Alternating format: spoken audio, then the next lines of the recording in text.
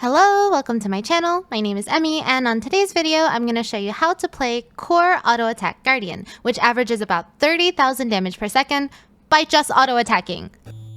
Before I get into the details, I do want to add a few disclaimers before the Gyoers tutorialariers come after me. This is by no means a meta build, and to be honest, I just find it really funny, which is why I wanted to share it with you. It can only hit 30k DPS on entirely stationary targets, so that means that in actual fights, it will likely be a lot lower in damage if there's a lot of phases or movement. In addition, it is entirely melee, meaning that this build will lose damage for every moment that you need to be ranged for mechanics.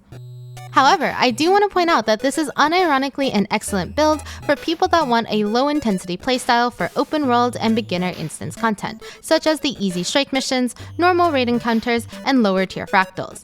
It can be a great starting point for people beginning their endgame journey since it is relatively easy to gear and, well, easy to play is an understatement.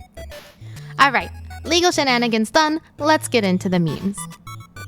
For the gear, you'll want to run full berserkers, armor, weapons, and trinkets, 6 rune of the dragon hunter, sigils of force and impact, and relic of the brawler. For traits, there's 2 potential setups to use. To be honest, I don't feel a huge difference between either of them, and they both bench about the same on the golem.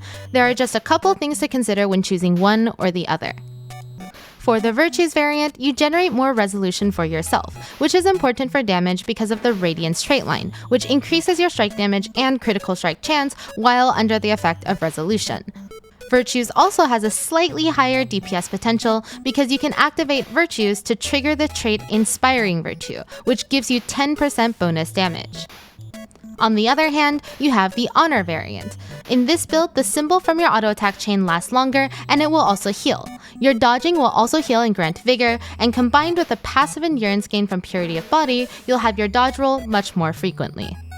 From some very basic golem room testing, both of these builds average around 30k DPS from just auto attacking, and the Virtues build increases to 32k when pressing F1 through 3 once every 6 seconds.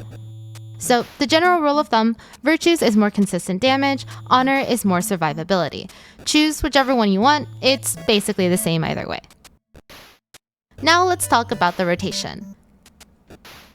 I mean, there's not really much to say here, just auto attack on your hammer and do lots of damage. It's worth mentioning that any skill that's not an instant cast is actually a DPS loss. This is because all of your damage comes from the symbol placed on the 3rd auto attack of your auto attack chain. Interrupting your auto attack chain means that you lose a symbol, and you also lose any benefits from symbol-based traits. Leading on from that, that means that instant cast skills are perfectly fine to use. I highly recommend bringing Stand Your Ground and Save Yourselves as the default utility options. Both of these skills grant resolution to yourself, and Stand Your Ground is a great source of stability for your team. So, if you're feeling original, you can press your shout skills once every 30 seconds, and if you're feeling especially daring, you can press F1 through 3 when running the Virtues build. If you want to help out your team, there's a couple of utility swap options that you can do. Hallowed Ground for more group stability, Sanctuary for a lot of CC, Wall of Reflection for Reflex, Advance for Aegis, Mercy for an emergency revive, and Feel My Wrath for group quickness. Yeah, that's pretty much it. I love me some stupid builds, and this is a recent favorite. Now I'm just crossing my fingers and hoping that ANET won't nerf it in the balance patch in 2 weeks.